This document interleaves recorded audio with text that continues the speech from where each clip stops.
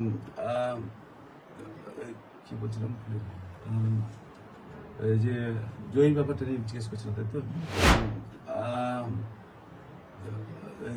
কি বলছিলাম এই যে জয়ীর ব্যাপারটা নিয়ে জিজ্ঞেস করছিলাম, তাই তো? কথায় কথায় খেই হারিয়ে ফেলা, উল্টোপাল্টা বলা কিংবা আচমকা সব ভুলে যাওয়া। বঙ্গ রাজনীতির একসময়ের চাণক্য মুকুল রায়ের শেষ দিকের রাজনৈতিক জীবনে এমন সব অদ্ভুত আচরণ দেখা গিয়েছিল, জানিয়ে নির্দুনিয়ায় চর্চার শেষ ছিল না।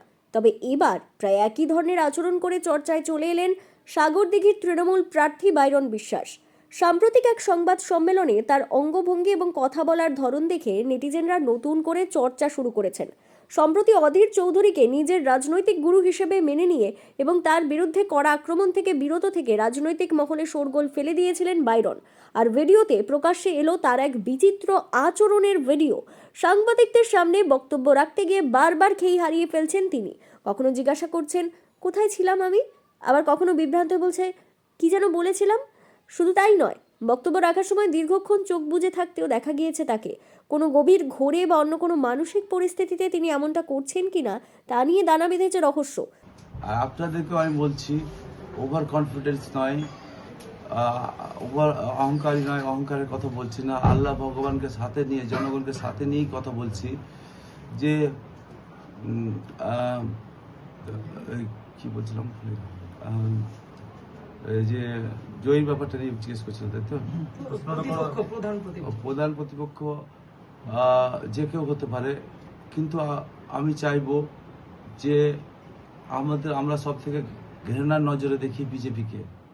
কারণ ওরা একটা মানে সম্প্রদায়, এই হিন্দু মুসলিম এর ব্যাপার নিয়ে আসছে, যেটা আমাদের মনের মধ্যে, আমার ম্যাক্সিমাম বন্ধু হিন্দু না, RSS। কারণ আমাদের বাড়ি যেখানে ছিল একটাই মুসলিম বাড়ি, বাকি আশেপাশে জৈন, মারোয়াড়ি, গুজরাটি, হিন্দু, বাঙালি সব এদের।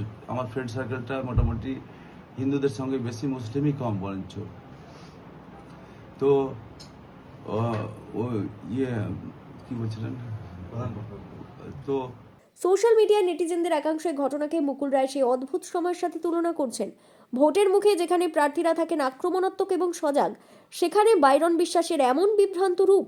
তবে কেন এমন আচরণ তা কিন্তু অজানা।